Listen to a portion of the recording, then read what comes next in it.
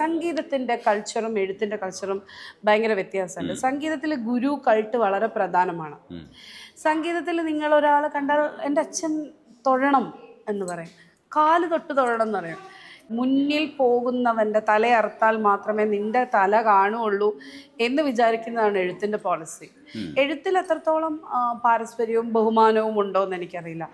ഞാൻ എപ്പോഴും ലൈഫിൽ മനുഷ്യരോട് ഏറ്റവും ആദരപൂർവ്വം പെരുമാറാൻ ആഗ്രഹിക്കുന്ന ആളാണ്. അതെൻ്റെ അച്ഛൻ പഠിപ്പിച്ചെന്ന സാധനമാണ്.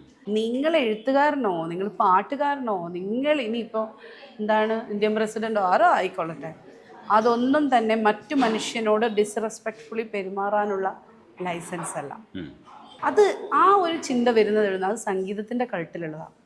സംഗീതക്കാരെ കണ്ടിട്ടില്ല, അവർക്ക് ഭയങ്കര ഗുരുവാണ്. അപ്പോൾ ഗുരു പറഞ്ഞാൽ അവർക്ക് ഗുരുവിനെ തൊഴും, കാൽ തൊട്ട് തൊഴും, അവർ ഗുരുവിന് ദക്ഷിണ വയ്ക്കും, പണം നൽകും, മുണ്ട് കൊടുക്കും. ഇതൊക്കെ ഒരു ദാറ്റ് ഈസ് എൻ്റയർലി ഡിഫറെൻറ്റ്. എഴുത്തിൽ അങ്ങനെയൊന്നുമില്ല. ഇവനാണ് എൻ്റെ ഗുരു, എന്നാൽ ഇവൻ്റെ തലക്കൊരു കുത്തു കൊടുക്കാം. തിരിഞ്ഞു നോക്കുമ്പോഴാണ് ഏറ്റവും ബ്രൂട്ട് ഈയും കുഞ്ഞുമോനെ എന്നെ കുത്തിയെന്നുള്ള ഒരു